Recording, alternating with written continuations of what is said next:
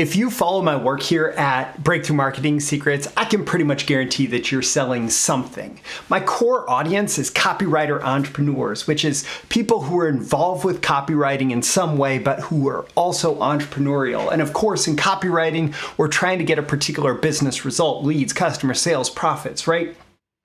And in the course of that, you have to sell someone on taking action, even if that action is just signing up for an email list, right? But if you are an entrepreneur, if you're selling your services, whatever, if you're a marketer, if you're just a human being who's trying to be more persuasive to get more of what you want out of life, you're selling something. You are selling something, even if it's just your ideas, right? And so many times I see people apologize for selling. They apologize for selling.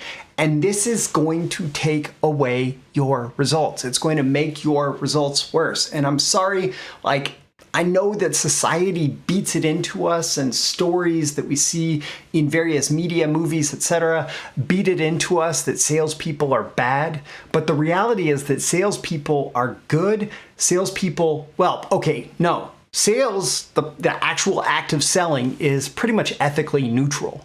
But sales can be used for good. And most salespeople out there are good, and they're trying to help people out. And business doesn't happen without products and services being sold. It's not just a great product. A great product is necessary, right? A great product is hugely beneficial, but it's not just a great product being created that leads to business success and to money moving around and to people having jobs and all of that stuff. It is a great product, a great service that is sold, that leads to those outcomes, that leads to everybody who has a job having a job. Heck, even if you work for the government, number one, you have politicians selling themselves and their ideas. But number two, you have all the taxpayers who get their money through commerce, through business, through sales happening. And that's how money moves around. And that's how you have an income. And that's how you have nice things, right? So don't apologize for selling. Now, getting into my notes here, man, it's another day, another pitch, right? I got this pitch. It was actually a bad pitch, and maybe that's the reason for the apology. It sounded like this guy basically wanted to scrape the internet and sell me lists of people's email addresses who didn't care about any product or service that I had. So maybe he was apologizing because on some level he realized he was selling something really, really terrible. But I didn't even respond before the guy apologized. He DM'd me. He apologized in a second message before I responded. And the reality is that this disposition in selling, this practice of apologizing, and in much communication across the board is very, very common. And again, going back to the title of this episode, don't apologize for selling. Now, there's a lot of common apologies that sabotage sales, and I want to talk to you about two different types real quick, because this is going to help you recognize that even when you think you're not apologizing, you might be apologizing. So there's the direct apology that we recognize that I saw in this guy. I'm sorry for taking your time. I'm sorry. I apologize for the interruption here. I'm sorry. I apologize. Those are, two of the most common bits of language that are direct apologies, right? But there's a lot of indirect apologies that happen in sales, especially if you deal with a situation where it's like a freelancer speaking to a company owner, or a lower level employee speaking to a C-suite, a business executive, or, all these different contexts, right? But it's these people who are feeling like they are punching above their weight class. And they'll say something like, hey, I know your time is valuable. Thanks for taking just a couple minutes with me. Or you're selling to somebody who would really benefit, but maybe budget is a concern. I know money is tight. All right. There is a little bit of, we get into some territory here where you have to exercise discretion, right? Even just saying, excuse me, that's an apology. If you have just this extreme deference and groveling for the person, oh, wow, you're so amazing, you're so great, whatever, right? Or another one that comes up a lot in copywriting is if you talk about all these nice things about your product, your service, the benefit that they're going to get, but you can't ask them to take it. You can't tell them directly, hey, if you want this result, what you have to do is you have to buy my product. You have to buy my service, right? If you're unable to ask people for action, that's a form of indirect apology. And like I was saying, if legitimately, like I tell people legitimately, hey, if you have to choose between buying my thing and feeding your family, go feed your family. Right? Like that's not apologetic, right? I know money is tight, but I want to take your money. That's an apology. That's the kind of indirect thing that that's just, I don't know. It just makes sales not happen, but it makes sales not happen in a way that is just it's just not good. It's not good for you. It's not good for them. It's not good for anything. Now, I will note here, right? If you do need to apologize for something, apologies are actually a good thing, right? Taking ownership and responsibility for whatever it is that you might need to apologize about, that's a good thing, right? That's like, you're going to live a better life if you learn to take responsibility when you do things wrong.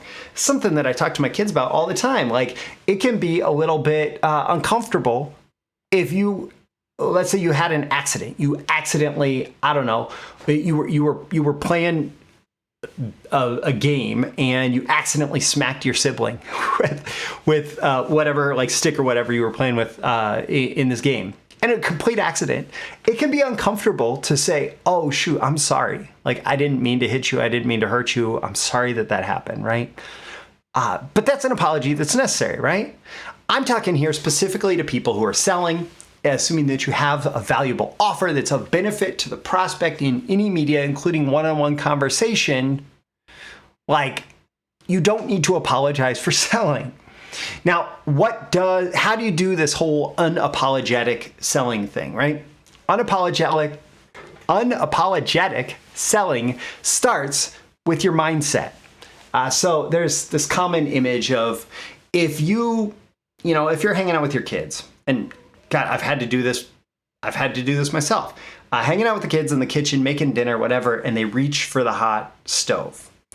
You need to tell them, stop, don't do that. You're going to hurt yourself, right? And that's unapologetic, right? That's unapologetic. You're not saying, I'm sorry. You need to, you might want to stop because you might get burnt, right? No, it's stop. You're going to hurt yourself. Stop, right? It's unapologetic, getting someone to change their behavior. And if your offer is valuable to your prospects, you need to think about them getting the offer is like telling the toddler to not touch the hot stove, right? There's this from Warren Clough. He teaches this prize frame. And I think the book is How to Sell Anything to Anybody, but I may be wrong. No, Pitch Anything. So Warren Clough teaches this prize frame. And basically the way that a lot of people approach selling, and especially entrepreneurs, they think getting the money, getting the sale is the prize of this whole transaction. That's what we're going after. I'm trying to win the prize. And he flips it and says, no, you create an offer that is so valuable to the right person that it is a prize for them to be able to avail themselves to buy the offer. And if that's your mindset, that changes everything, right? You do business with me, you get your marketing strategy from me, I help you build out your funnels, your selling systems, your marketing, your all of that. And that is a prize to you as an entrepreneur. You get training from me, and that is a prize to you as a copywriter, as a marketer, because that will help you do your job better. It will help you get better results. It will help you achieve more of what you want through copywriting, marketing, and entrepreneurship, through your business, right? And I am the prize. And that's unapologetic if you build up an offer that justifies that. And I have a typo here in my notes for those of you watching on YouTube. If the prospect is better off with it than without it, that's what we're talking about here. that's when you can approach selling from this completely unapologetic mindset of, hey, you're going to be better off if you do this. You're going to be better off if you buy. You're going to be better off if you choose my thing than the competitors, right? This has a competitive advantage and here's what it is. And if you want that, then you're going to be better off by choosing this.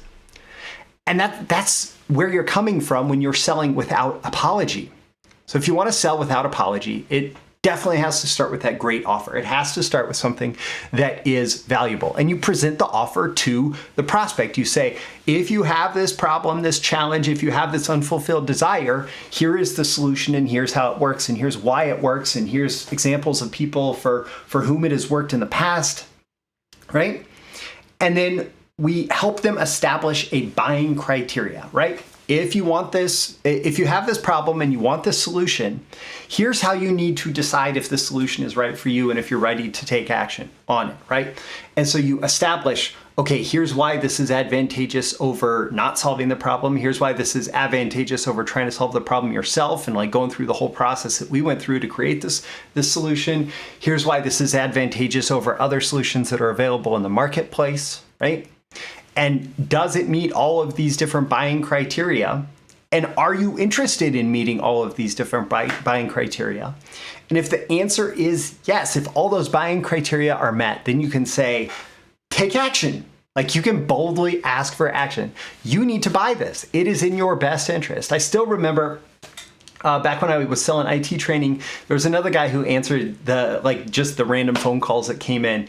And there was this guy on the other end of the line that was just hemming and hawing about getting it was like a $300 certification training for entry level. And the guy was like, I'm gonna take the test. I'm gonna try and pass the test. I'm gonna try and get the certification. I don't know, I've got some books, but I don't seem to be learning very well from that. And I think your training might be exactly what I need. I've gone through the demo training and I've checked it out, but I just don't know if I'm ready to spend the money. And the salesperson was like, well, do you have the money? Yes. Do you think getting this certification will help your career? Yes. Do you think this training will help you get the certification? Yes. Okay, give me your credit card. And he just boldly asked him for action. And I remember it was like rubbernecking in the office because this was a guy who did not sell that way. But the guy pulled out his wallet and pulled out his credit card and started reading off the numbers because he sold without apology when the solution was right for the problem, the challenge that the guy was facing. And that's what you got to do. So my call to action for you at the end of this episode is ask yourself, how can you use this? How can you apologize less for the action you're asking someone to take to improve their life? Also, if you want more content like this from me, of course, you can leave a comment with this episode and let me know. You can also like and subscribe so you can get that content delivered to you. There's a link in the description to get my emails for episode updates and more. And hey, if you're looking to build out an offer that's completely irresistible, that's easy to sell without apology, check out my Irresistible Offers marketing course. The link is it's the first link in the description, and it goes deep. It is a powerful, powerful method for creating offers and learning to present them in a way that is compelling to the right prospects. It is part of my BTMS Insider streaming library of copywriting and marketing courses. The link to information on that is in the description as well. Basically, it's like Netflix for copywriting and marketing training. Pay one low monthly fee, get instant streaming access to everything. I'm Roy Furr. This is Breakthrough Marketing Secrets. Check those links out in the description to go deeper. I'll catch you again in the next episode. See you soon. Bye. Thank you once again for tuning in to this daily episode of Breakthrough Marketing Secrets. Remember, check out the links with this episode for even more value. Now make sure you like, comment, share, subscribe, and engage in every way you can to keep this show going and growing and delivering daily value to you. I'll catch you soon for your next big breakthrough.